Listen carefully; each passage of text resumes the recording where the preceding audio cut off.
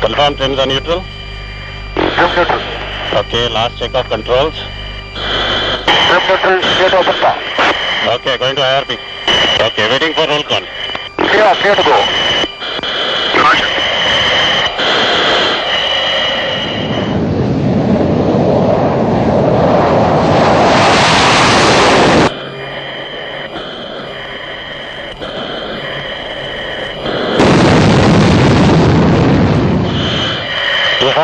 Rotating.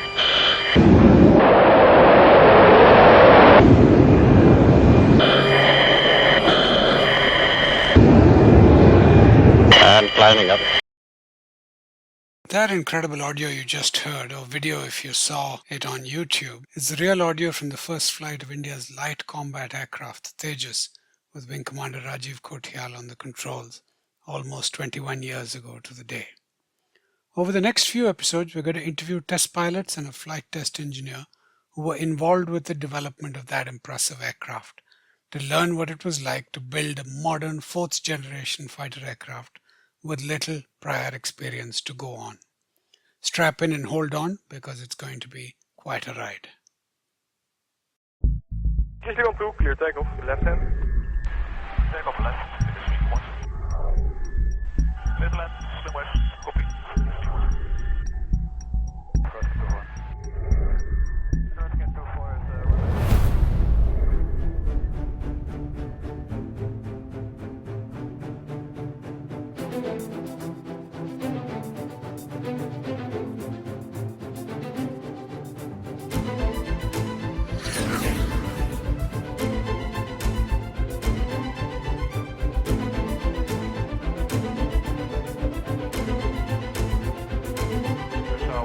Hello and welcome to the Blueskies Podcast. I'm PR Ganapathy, your host. Just 70, Roger, report time southeast, Greenwich, 4, midway, and you still active.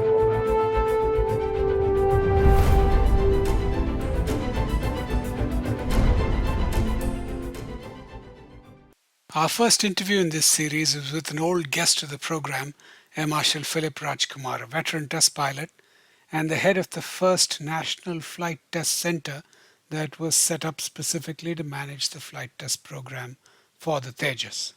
Let's welcome Air Marshal Rajkumar to the program.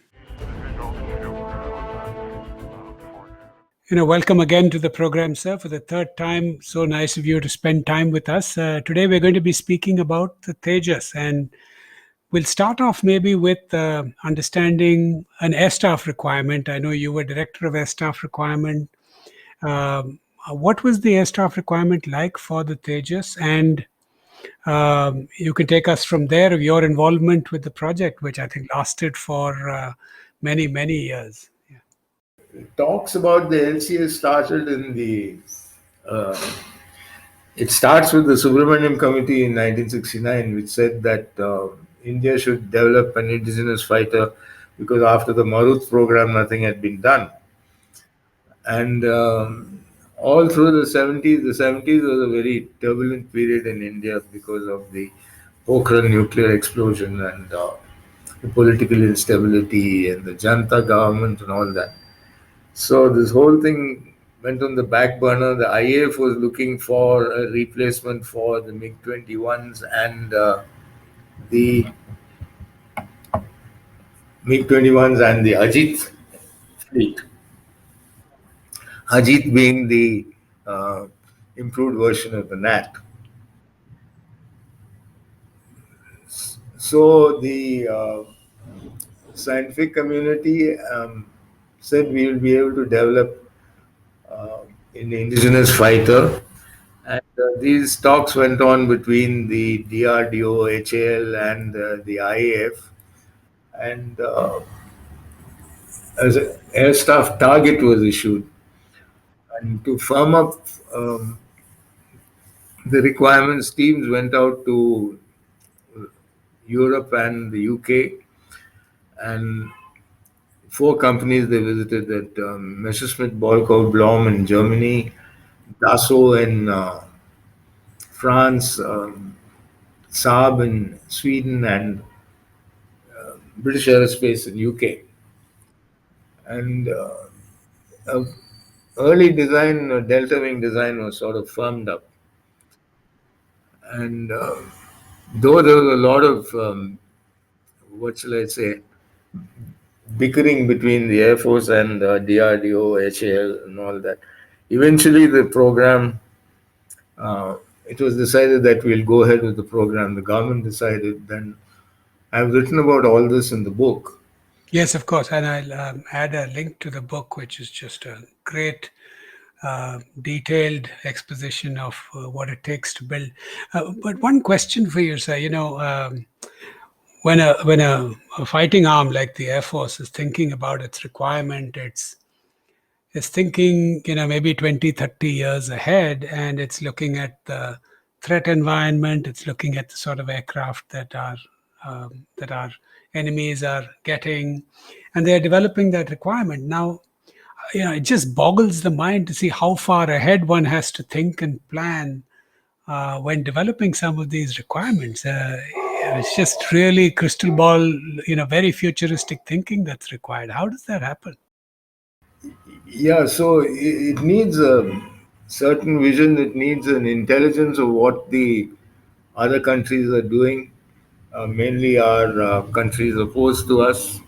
How far will they get ahead? And you must have a good grasp of which way technology is headed. So, fortunately for us, we chose to go the digital flight control fly-by-wire system. We chose that, which is which become a world standard now. And also the digital avionics, so the cockpits, all the round dial instruments vanished and screens came into the cockpit. But essentially, it is slightly, a matter of understanding technology, understanding which way aeronautics is moving. So it can't be done by any single organization. It needs the industry, it needs the R&D establishment, it needs the user service. The user service is focused on the front line. The industry is focused on ease of manufacture. R&D wants to develop the latest technologies. So there is always a lot of, what should I say, interaction between these agencies, all of which is not always cordial. There's a little bit of bickering in between. Anyway, finally, ADA and the Aeronautical Development Agency was set up in 1984.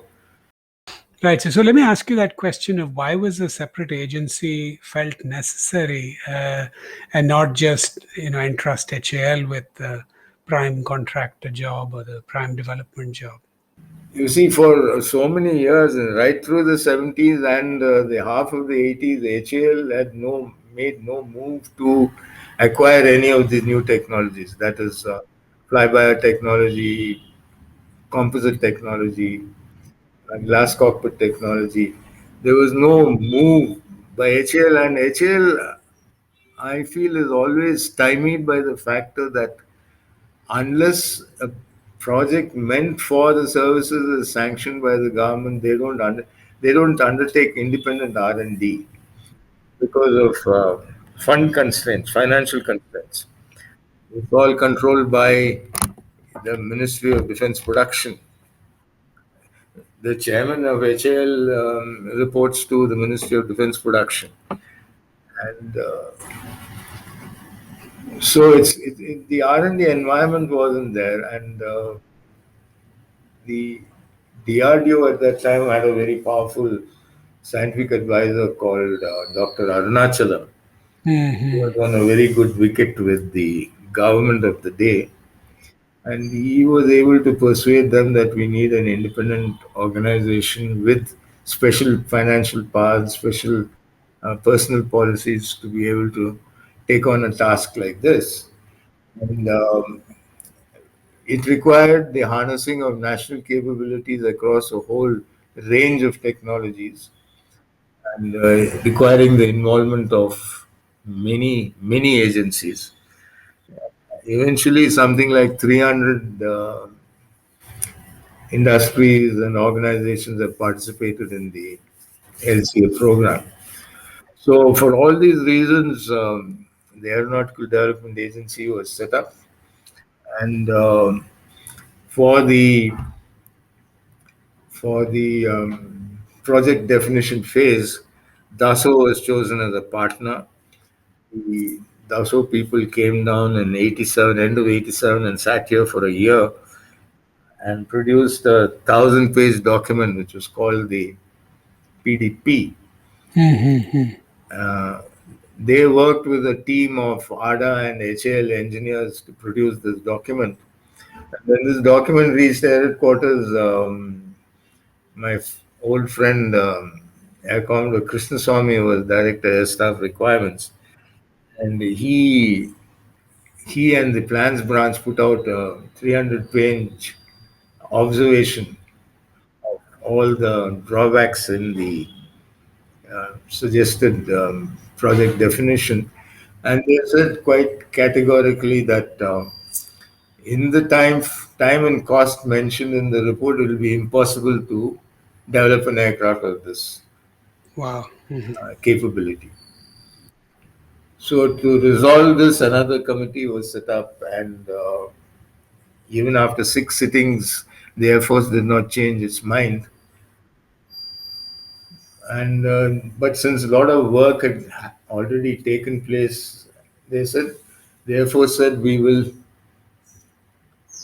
allow allow you to go ahead with the technology demonstration program. You please prove these 4 technologies: fly-by-wire, composite material, glass cockpit, and digital monitoring, health monitoring of systems. And so that's what happened. The Air Force gave its okay for the technology demonstration program, and then we took the help of Prime Minister Rajiv Gandhi. Had gone to the United States as Prime Minister in 1985 and met President Ronald Reagan, and he had asked for help in the LCA program, and Reagan readily agreed. We got the American engines, and the Lockheed Martin, the American company, helped us with the development of the fly-by-wire system. Right. And ADE, the Aeronautical Development Establishment in Bangalore, was the nodal agency for the fly-by-wire. National Aerospace Laboratory has also got into the act. And a national control law team was formed, and the fly-by-wire control law was developed by the team. Right. So, just for the in very lay terms, if you can explain what is control law and why does it need to be developed? How is it developed? Yeah, now the control law basically decides how much the controls have to be deflected in flight for a particular flight condition to meet pilot demand.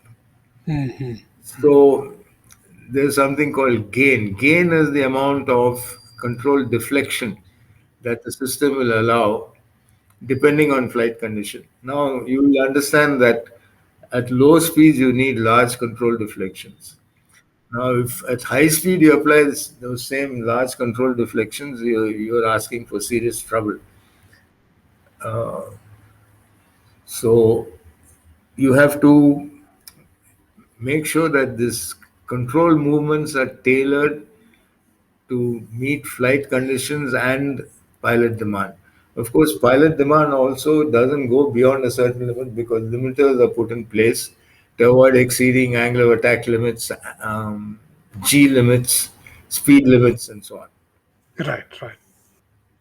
The other thing is fly-by-wire makes flying extremely safe because it prevents people from getting into trouble because of the limiters I spoke about. At the same time, it brings below average pilots up to a certain level, and very exceptional pilots also brought down to a certain level. Everybody will be able to extract the same performance from an aircraft. It's a sort of a great leveler for piloting skills. Otherwise, there was always this thing about so and so is a hotshot pilot and he does wonderful things with an aircraft which others cannot do. But with the fly-by system, by and large, everybody will be able to do the same thing. Mhm. And for us as an Air Force, the Mirage 2000 was our first fly-by-wire aircraft. And I don't know why the LCA seems to have a lot of inspiration from the Mirage 2000. Would you say that's correct? Yes, for starters, both are from the Dassault stable. You remember the LCA also the project definition was done by Was from Dassault. Dassault. That's right. Yeah. So they're very fond of the Delta platform right from the Mirage 3 days. And the LCA is slightly different in that sense that it is a cranked Delta. It's got two sweeps, a shallow sleep in the beginning and a greater sweep after the mid portion of the wing. It's called a compound delta.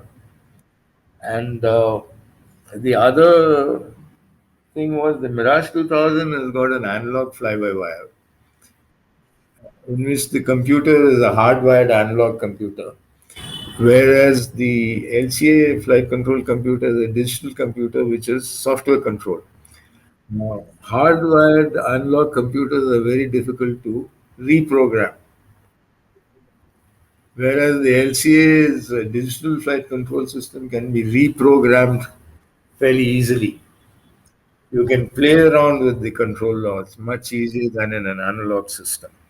And I think your book has some examples of where, a new piece of software was developed and then uploaded into the aircraft just minutes before or days before a particular critical demo or a flight, and just shows the flexibility that a digital system can provide. Yeah, uh, yeah, I've written about it because when we went to the Bahrain Air Show in 2016, and that's what happened. The software was changed to give the full capability to the demonstration pilots. The 8G capability was Yeah, provided. yeah, Yeah. yeah. Wow. So then the after this, the technology demonstration program started, and initially the ADA had signed up a flight test agreement with HAL. They said HAL will do the flight testing of the prototypes. But between 91 and 94, nothing much happened because the aircraft hadn't been built. There was nothing to do. And Ada felt that a stage of development had been reached where full-time involvement of flight test crew was required. So that is why the National Flight Test Center was formed. And I was pulled out from Vayu Bhavan and sent here. So that is a big story. So you had a dedicated set of test pilots and flight test engineers who were only dedicated to the Tejas, the LCA. Yes. It was a small group, but we had nothing else on our plate. We had no secondary duties. We had nothing else to look at. And we only had to go eyes down on the LCA, and we interacted very regularly with the control law team, the glass cockpit team, and the general systems designers. We had to develop the uh, flying manual. We had to sit with the engineers and discuss the emergencies, develop the emergency checklist, the normal checklist, the emergency checklist. And we had to do a lot of work on the simulator to check out various versions of the controller as they were coming out. And we went to the company called Calspan in Buffalo, New York to try out the control laws. Uh, First on the Learjet, then on the T-33, and then the F-16. So those evaluations gave us a lot of confidence that we were going on the right track. Right. So I was reading that, and it just boggles the mind that you can use one aircraft's control laws on another aircraft to test its effectiveness. How does that work? Yeah, now the handling qualities that a pilot experiences depends on the behavior of the aircraft in the first second or two after he makes a control input. How does the aircraft respond to a control input? That is his main criteria in assessing handling qualities. And because the aircraft is a different plan form, the steady state response, of course, will be different. Now, the control law can only be checked out within the flight envelope of the mother aircraft. So, keeping these things in mind, you can make a good evaluation of the efficacy of a control law by assessing its handling qualities against a standard rating scale called the Cooper Harper rating scale, where the ease of handling, the ease of performing a mission are all given various ratings from 1 to 10. And 10 means you will crash the aircraft, 1 means it's excellent, it doesn't need any change. The idea is to get it into a bracket of either 1, 2, or at worst 3, which, which meets both handling requirements as well as mission requirements. So it is a lot of subjective thinking is there. So each pilot has his own opinion. So we had to make out something like ISO opinion plots and so on and see which was acceptable to everybody. An interesting exercise. And finally, the big blow was after the Pokhran explosions of 1998. Yes, I was going to The, ask you about that. the United States and all the Western nations withdrew all support. So we were left high and dry. Even some of the equipment which was lying with Lockheed Martin in New York was impounded. Our scientists were sent back, and we were all well and truly on our own. And in spite of that, we managed to fly the aircraft in Jan of 2001, even though US sanctions had been in place for 31 months before first flight. Right, right, right. So I'm going to come back to the first flight, but before that, you talk a lot about this Iron Bird. And so, what is the Iron Bird and what use was it in this testing process? Yeah. Now the way the fly-by-wire system is developed is you first develop a control law and try it out on the simulator. The pilots evaluate it in the simulator. We, of course, went one step further. We made a small simulator in NAL itself, where a first cut evaluation was done by a test pilot who was attached to the NAL team. And then after that initial refinement process, the controller came to the main simulator at ADE, which was tested by the test pilots. Now we were okay, we know that the aircraft is behaving properly. Now, how do you know how the whole system will work? Now, the system consists of hydraulic actuators. You have a hydraulic pumps pumping hydraulic part with hydraulic actuators. You have other services being operated like the undercarriage, the air brakes.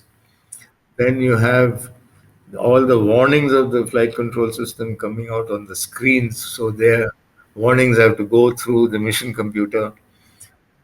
So how do you check out all of this before going on to the aircraft? So you build an iron bird, which is basically in the LCA's case, it's a triangular metal frame um, sort of grouted onto the ground, and then on which all these actuators are fitted. The Aha. elevon actuators, the air brake actuators, the rudder actuator, the undercarriage, the air brakes, everything. The mission computer is modeled, a software model of the mission computer is put in place, and then the flight control computer is also put there. And then a basic model called a point mass model of the aircraft is made available to the Iron Bird, and the pilot can sit. A cockpit is also given. Pilot can sit in the cockpit and fly the aircraft and operate the actuators by moving the stick and the rudders. See how the actuators operate, how the undercarriage operates. Now, when the undercarriage is sucking in a lot of hydraulic power, is there enough hydraulic power left to operate the flight controls? And then the various failure states. What if one hydraulic pump fails? What if one L1 fails? All those matrix of tests are done on the iron bird. Now, so when you finally take this whole hardware onto the aircraft, you have a fair amount of confidence that the system as a whole works well.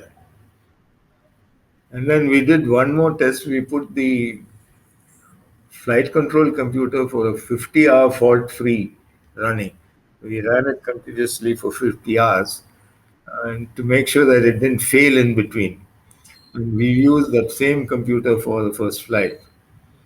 So this is Ironbird is a standard technique for checking out fly-by-wire systems, where all the components of the flight control system are put in place and checked out in unison as it would happen on the actual aircraft.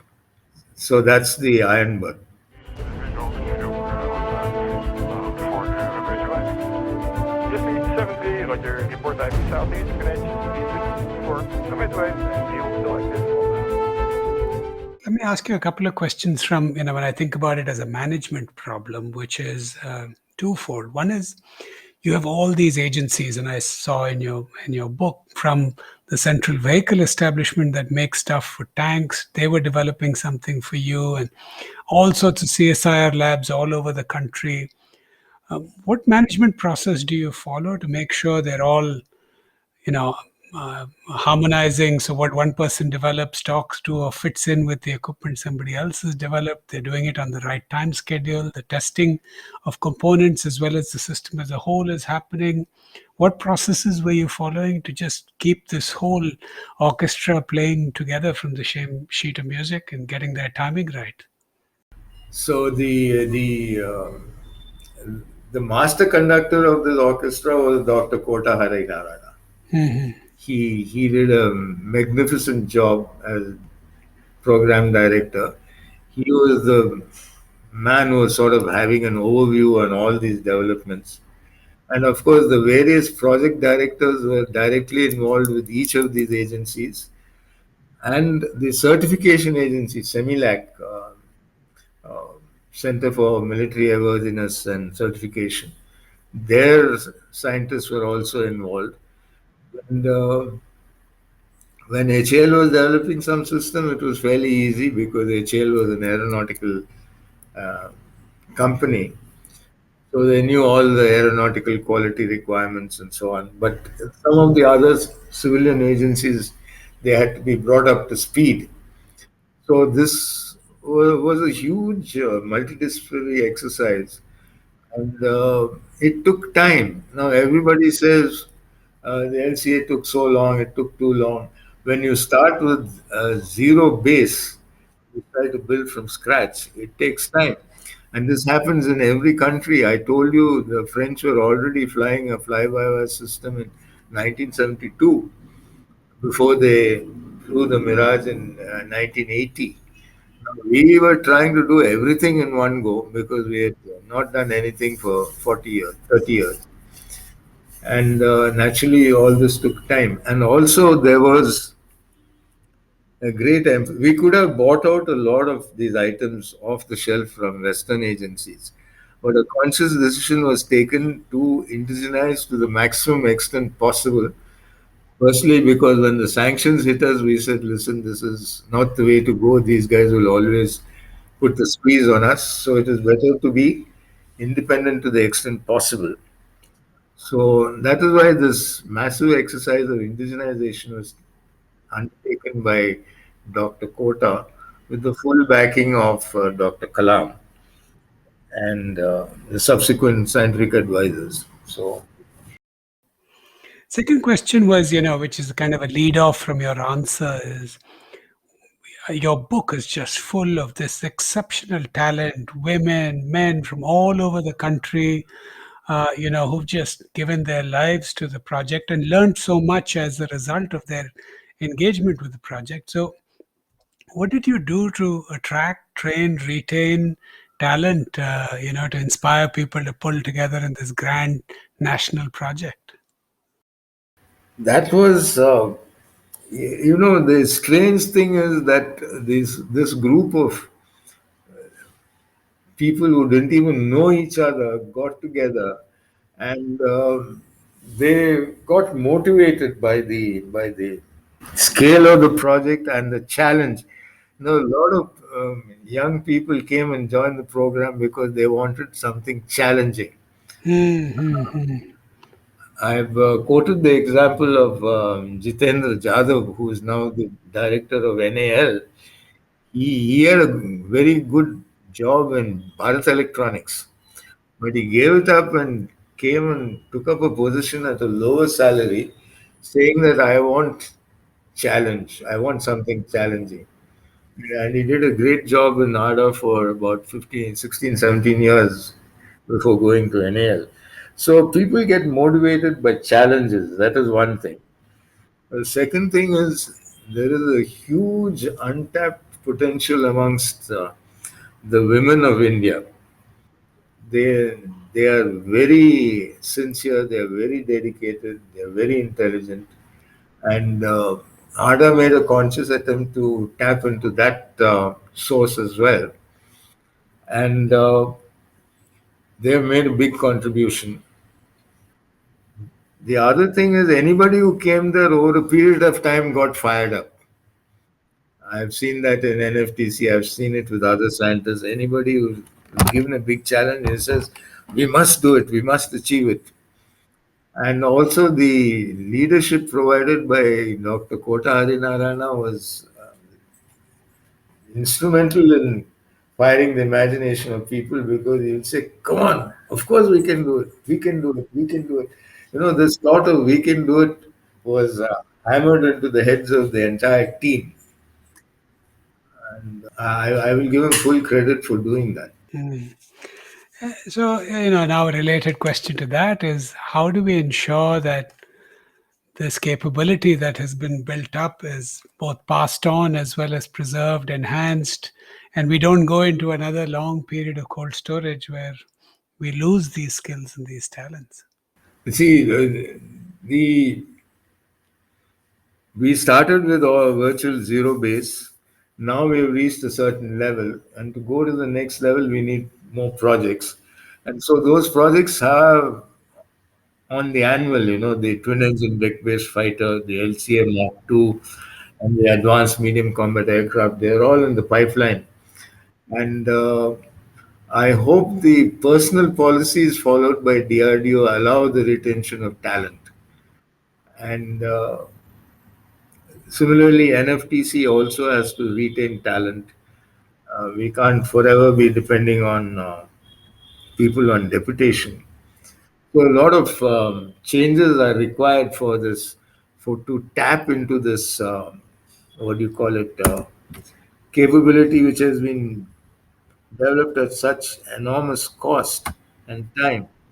I wouldn't say cost, too much of cost, because the whole project from start to finish from 1986 to 2020, we have spent only 14,293 crores, which, considering the amount spoken of in newspapers about the thousands of crores which are in non performing assets in banks and the thousands of crores being scammed by scamsters. For spending 14,293 crores, the country has established a firm aeronautical base. It has put an aircraft fourth generation fighter into service. A 5,000 sortie test program has been conducted safely. So I think the returns on spending that money have been enormous, and also because most of it, more than 50% of it, has been spent in the country, in building up infrastructure in the country, mainly in HAL. So it's money extremely well spent. If you remember your college maths, there's something called transfer functions. There is an input and an output. I think the transfer function in this program was very, very high. You put in something and you got far more out of it. Yeah, and we've seen from your book that there's a lot of public, private sector involvement too. So there's capability that was built there, and the culture of building everything in house, I think, was broken, and you involved the private sector and their innovative capabilities. Yeah, the private sector has a problem, because if they depend only on orders from the indigenous aeronautical industry, they may not be able to sustain themselves. Volumes are not Yeah, there. volumes matter. So they have to get into the export market. And to get into the export market, they have to be competitive in both design, quality, and price. So the Indian industry is slowly trying to get there, but it's going to take time. So, two major areas of where, we could have done better were the engine and the radar. What is your assessment of why it's been so difficult to develop an engine for this aircraft?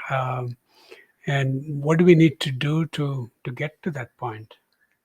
I'll start with the radar first. The radar, though we didn't succeed with the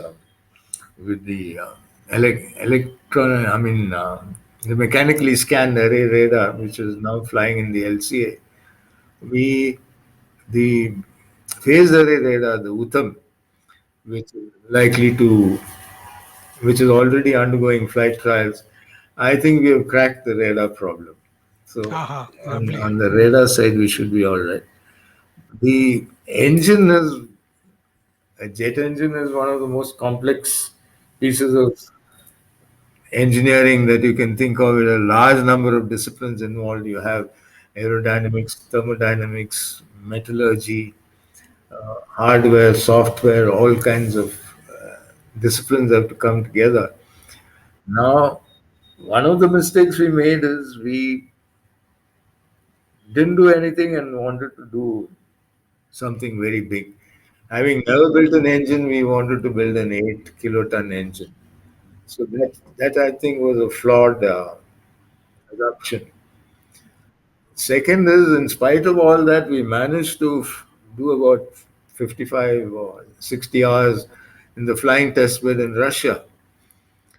And we should have taken that to the logical conclusion, completed the 100-hour test program that we had, taken care of all the problems, and then put it into an LCA airframe and flown it. Forget about the performance. Just fly it in an aircraft. Doesn't matter if it doesn't go as high or as fast as possible, but at least you will get confidence. You will get a lot of data on behavior of the engine in actual flight at various speeds. So part of the thing is we were too ambitious and we didn't manage the program well. Great, sir. I've taken so much of your time, but I want you to just recall two specific moments. The first is the first flight. You chaired the committee. There were all sorts of questions and concerns, but you took the executive call to say, hey, we've gone over this stuff. I think we're ready. Let's do it. And your experience off the first flight, and then your flight in a Tejas when you flew it, which you've described in your book. I'd love for you to just put us on your shoulder during these two moments, the decision and the first flight, as well as your flight in a Tejas. Yeah, now about a year before first flight, Dr. Kota Harinarayana set up something called the Flight Readiness Review Board. This is something we learned from the Americans. Before they fly a prototype, they have this Flight Readiness Review Board, which consists mainly of outsiders. They come and take a very close look at what all has gone on, and then they give a verdict on whether they think something needs to be changed or not changed. Uh, So we put together this pool of outside experts. Uh, for the flight controls, we had Dr. B.N. Suresh, who came from the Vikram Sarabhai Space Center. Then we had scientists coming from Hyderabad, from the various DRDO laboratories in Hyderabad. Then we had experts, academics from IIT Powai, Indian Institute of Science, IIT Chennai, IIT Kharagpur, and so on. And all these experts came together. Then they went through all that had gone on with a fine tooth comb. And finally, during this time, while all this FRRB work was going on, the aircraft got ready and we started the taxi runs. And in a graded manner, we had gone up to 200 kilometers. And before going any further, we had to decide whether the aircraft was fit to fly because there was always a danger of an inadvertent first flight, as it happened in the case of the F-16. So we went through this whole motion for a full year. And at the same time, while FRRB was looking at it, the certification agency, Semilac, was also extremely busy because they had to go through a huge pile of documents. Each item which had been developed has its own design documents, and they had to study through these piles and piles of documents. And they had to certify, they had to come out with something called a FCN, Flight Certification Note, which CE Semilac had to sign. Now, CE Semilac said, I want Dr. Kota and the general manager of the HL Design Bureau also to sign. So Mr. Srivatsan and Dr. Kota and Mr. Nagaraj, the CEO of Semilac, signed this flight clearance note. And finally, the call to whether to fly it or not was with NFTC, the flight test people.